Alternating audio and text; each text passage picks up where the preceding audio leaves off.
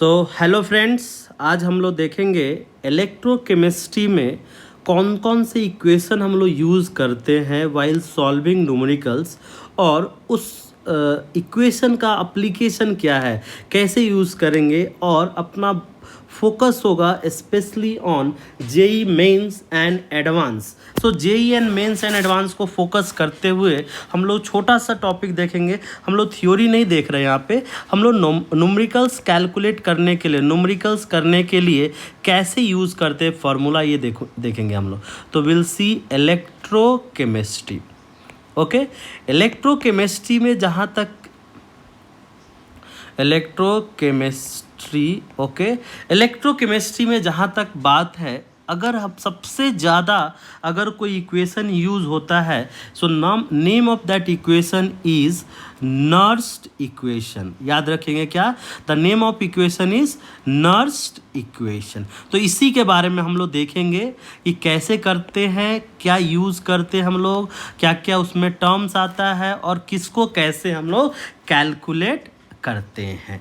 तो ये किसके लिए यूज होता है, देखिए आपको मैं ये भी बताता, एनसीईआरटी बुक में नहीं है, बट कभी कभी ट्रिकी क्वेश्चंस करने के लिए अपने को लगता है कि इसको डेराइव कैसे किया गया है, इसको हम लोग कैसे डेराइव करते हैं। तो मान लीजिए कोई इक्वेशन है और उसके लिए नर्स इक्वेशन लिखना है, दैट इज एक बैलेंस रिएक्शन है ए, और इस तरह से, और यहाँ पे n इलेक्ट्रॉन का गिव एंड टेक हुआ होगा, और this is C plus D. अब इसके लिए अगर मुझे नर्स इक्वेशन लिखना है इस इक्वेशन के लिए, तो सबसे पहले आपको बताता मैं ये इक्वेशन कैसे आया। तो आपको एक चीज़ पता होगा, delta G gives free energy होता है, this is equals to minus NFE। ध्यान रखिएगा, डेल्टा जी का जो फार्मूला जो हम लोग थर्मोडाइनमिक्स में पढ़ते हैं, माइनस NFE, तो यहीं से आया।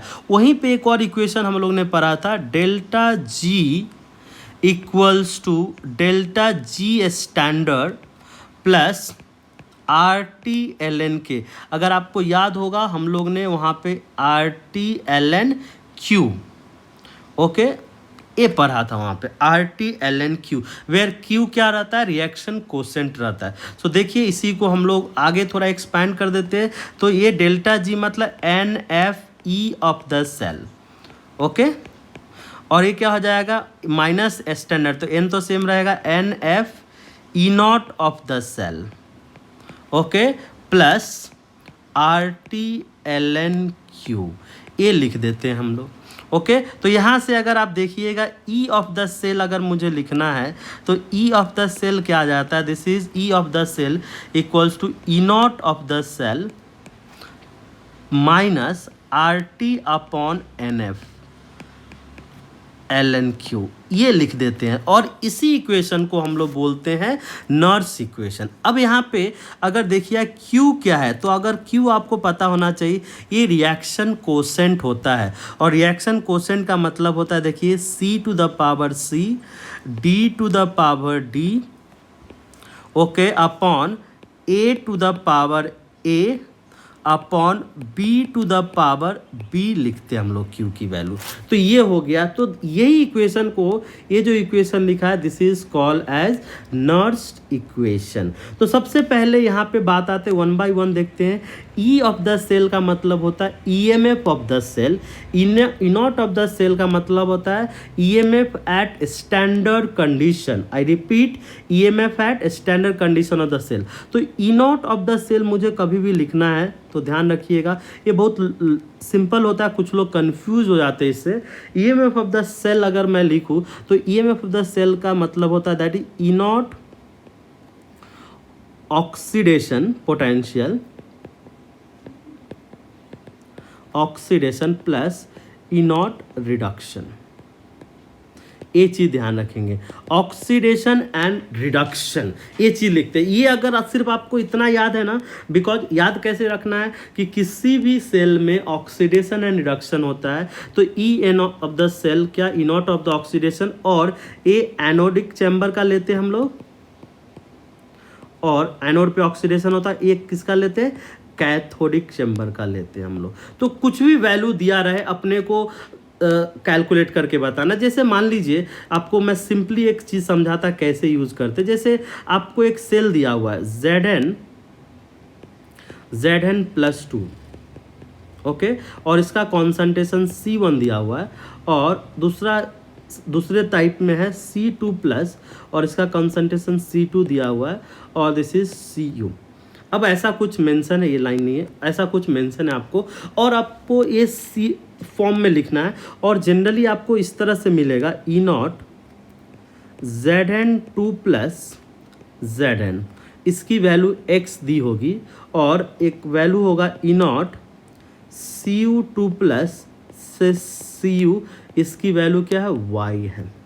ओके, तो ए अपने को दिया हुआ है और बोला गया कि आप E0 ऑफ द सेल लिखिए। तो सबसे पहले तो मैं E0 लिखूंगा, मैं E0, ध्यान रखिएगा E0 हम लोग कैसे लिखते हैं। E0 की अगर बात करें हम लोग तो E0 देखिए, सबसे पहले ऑक्सीडेशन, ये इधर वाला जो पार्ट होता है ऑक्सीडेशन होता है, इधर वाला पार्ट क्या होता है, रिडक्शन होता है। तो यहाँ कहाँ जाना है, ZN से ZN2 जाना है, बट यहाँ पे क्या दिया हुआ, ZN2+, मतलब इसको रिवर्स करना आपने, तो ये क्या हो जाएगा, -x। अब रिडक्शन इसका, तो ये रिडक्शन हो रहा है ना, और रिडक्शन कहाँ है, कॉपर से कॉपर, और यही चाहिए अपने को, तो प्लस।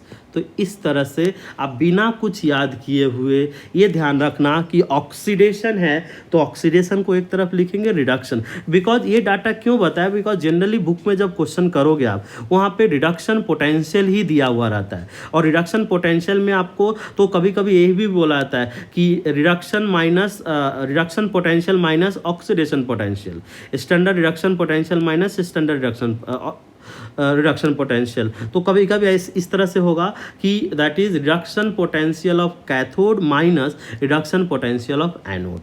बट वो सब मैं बोलूँगा, आप कंफ्यूज मत होइए, बिल्कुल वो कंफ्यूज नहीं होना है। तो यहाँ पे अगर ई का एक्सप्रेशन मुझे लिखना है तो क्या हो जाएगा, इसी पार्टिकुलर केस के लिए y - x माइनस, अब देखिए यहाँ पे एक चीज़ ध्यान रखिए, जो n होता है नंबर ऑफ इलेक्ट्रॉन कितना लॉस हुआ है, ZN से ZN2 में जाने पे 2 इलेक्ट्रॉन, तो क्या हो जाएगा, ये देखिए इक्वेशन है RT माइनस कितना हो जाएगा 2F ln Q मतलब प्रोडक्ट। अब रिएक्शन को आपको लिखना पड़ेगा, क्यों, अब मैं तो डायरेक्ट लिख दूंगा, बट आपको मैं रिएक्शन समझा देता। तो एनोड एंड कैथोड पे क्या रिएक्शन है, एनोड पे रिएक्शन है ZN से ZN2+ +2 इलेक्ट्रॉन, और कैथोड पे रिएक्शन है Cu2+ +2 इलेक्ट्रॉन टू Cu, ये रिएक्शन दिया हुआ। तो राइट साइड में क्या है, ZN2+, ओके, और लेफ्ट साइड में क्या है, देखिए अब ये कॉपर सॉलिड फॉर्म में है तो हम लोग Q के नहीं लिखते, और यहाँ पे Cu2+ है, ZN को भी नहीं लिखेंगे हम लोग, Cu2+, तो ये आ गया। फाइनली अगर मुझे लिखना हो तो क्या लिख सकते हैं, y - x minus RT/2F ln, value दे रखा है मैंने क्या, C1/C2। तो इस तरह से आप कोई भी इक्वेशन आप लिख सकते हो, कभी भी वैल्यू ले। अब कभी कभी एक और इन्फॉर्मेशन मैं बोलूँगा आपको डायरेक्टली याद रखने के लिए, RT/F को अगर देखोगे इंटू 2.303 बिकॉज लॉग के फॉर्म में आता है, तो R क्या है 8.3, टेम्परेचर बिकॉज जनरली हम लोग 298 पे कैलकुलेशन करते हैं, 298 पे अपॉन F क्या है, दिस इज 9650, ओके 96500। इसको अगर आप कैलकुलेट कीजिएगा तो 0.059 और रफली कभी कभी 0.06। तो एक और फॉर्म में मैं बोलूँगा आपको याद रखने के लिए, देखिए वो क्या फॉर्म है, E = E0 माइनस 0.06 या 059 अपॉन n log Q, ये फॉर्म। तो ये भी फॉर्म आप याद रख सकते हो। डायरेक्ट कैलकुलेशन और कैलकुलेशन को सिंप्लीफाई करने के लिए हम लोग इस फॉर्म का यूज़ करते हैं, ओके। तो ये फॉर्म में अपने को सिर्फ ध्यान में रखना है कि ये जो कैलकुलेशन होता है, ये जो कैलकुलेशन करते हैं, यहाँ पे EMF को मैं डायरेक्टली ऐड सब्ट्रैक्ट कर रहा हूँ, बट EMF अगर देखिएगा, EMF इज़ नॉन एडिटिव, यहाँ पे कोई दिक्कत नहीं होता है। नॉन एडिटिव मतलब इसको आप ऐड कर सकते, यहाँ पे बाय डिफ़ॉल्ट ऐड हो रहा है, कोई दिक्कत नहीं है। नॉन एडिटिव इसलिए इसको माना गया है, इसको अगर देखिएगा this is intensive property, this is what intensive property, intensive properties. Okay जैसे आपको एक एग्जांपल बताता मैं कि ईएमएफ अगर आप देखिएगा, ईएमएफ कहाँ पे हम लोग करते नहीं करते, ऐड कहाँ पे करना नहीं करना, उस पार्ट को डील करते हैं हम लोग। जैसे कोई अगर आपको दिया हुआ है, जैसे मान लीजिए ऐसा कुछ दिया हुआ है Fe3++2 इलेक्ट्रॉन से Fe बन 3 इलेक्ट्रॉन सॉरी से Fe बन रहा है। ओके और इसके लिए ईएमएफ जो दे रखा है E1 मान लीजिए, ठीक है। और नेक्स्ट है Fe2+,